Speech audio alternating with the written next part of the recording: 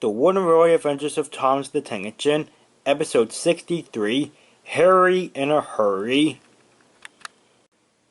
So after Stafford caught Mason causing all the accidents at Vickerstown, I took away his coaches as punishment. So I want you to have them, Ryan. Really? Thank you, sir, said Ryan. Have you considered giving Stafford a reward for catching the vicious Vickerstown villain? Sir Topham Hatt sighed. I wish I could, he said. What do you mean you wish you could? Asked Ryan. Sir Topham Hatt sighed. Something's happened to Stafford, he said. He was last seen next to a crate of dynamite that was going to be taken to the quarry for blasting, but something happened because the crate suddenly exploded while he was right next to it. Oh dear, said Ryan. That's terrible.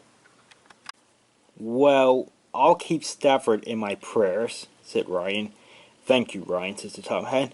Now I want you to pick up some passengers from the Cody Railway and take them to the airport. Yes, sir, said Ryan, and he puffed away with his new coaches. Soon Ryan had collected the passengers and he was making his way to the airport. There were so many passengers that there wasn't room in the coaches for the luggage, so Ryan had to use Harry, the freight car, to carry it. As Ryan was passing through the docks on his way to the airport, trouble suddenly struck. The coupling between Harry and the coaches snapped, and Harry suddenly came to a stop along with the brake van. The guard in the brake van blew his whistle to warn Ryan, but Ryan was already too far ahead down the track to hear him, and the passengers didn't bother to look out the window to see that their luggage had been left behind. Botheration, said Harry. This is going to be a disaster if the passengers leave on Jeremy and they have no luggage. Hold on, Harry, said Cranky. I think I might be able to help. Just give me a second. What can you do to help? Asked Harry. He soon found out. Cranky picked up a large load of bricks and then carefully swung his arm around and pushed the back of the brake van with the bricks. He kept doing it until he could reach no further. Well, that's all the further I can push you, said Cranky. Well, that didn't do much good, said Harry.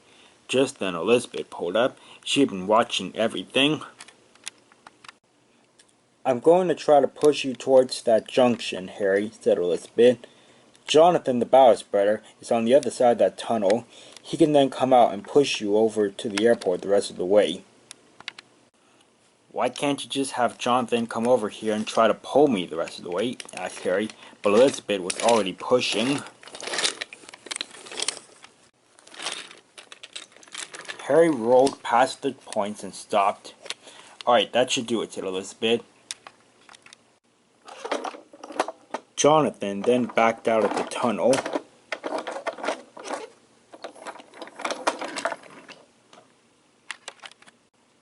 What's this I hear? You need a push? Asked Jonathan. I'll try to help, but I'm not very good at pushing things.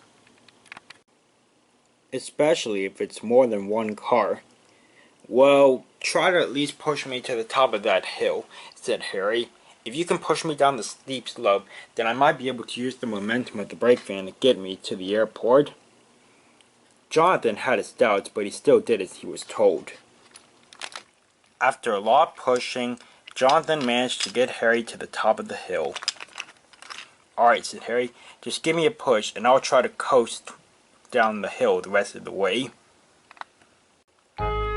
Jonathan backed up slowly to gain speed. He then charged up the hill and bumped Harry down the other side. Harry zoomed down the track like a rocket. Yes, yes, yes, he said. But unfortunately, there were some twisty turns along the way, and they slowed Harry down a little. Yes, yes, yes, yes, no, no, no, no, no. Come on, said Harry. I'm nearly there. It's practically just around the corner. Just then Thumper pulled up. He could see what was going on. "Hang on, Harry," he said. "I know what to do." And before Harry could reply, Thumper started drawing at the mountain. Boulder came loose and he hit the back of Harry in the brake van. His weight was just enough to push them down the line before he rolled off the track of the bend. Harry and the brake van then slowed to a stop right next to the runway. Ryan looked back and saw Harry. "Harry, where did you come from?" he said. "You left me behind at the dock," said Harry. "I've been trying all sorts of things to get myself here." "Oh, well, sorry," said Ryan. "Let's just get the luggage loaded into Jeremy quickly."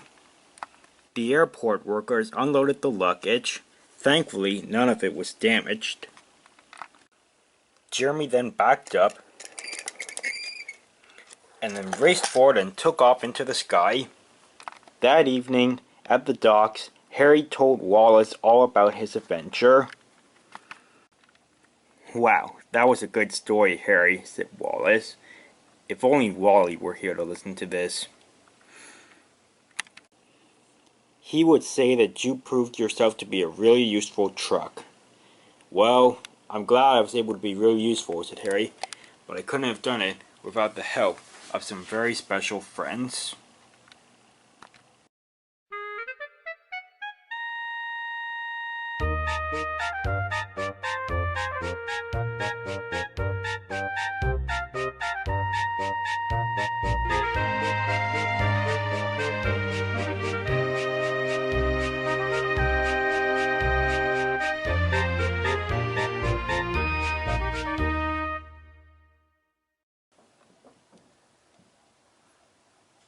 That evening, Ryan was resting near the sheds, and he was having a dream.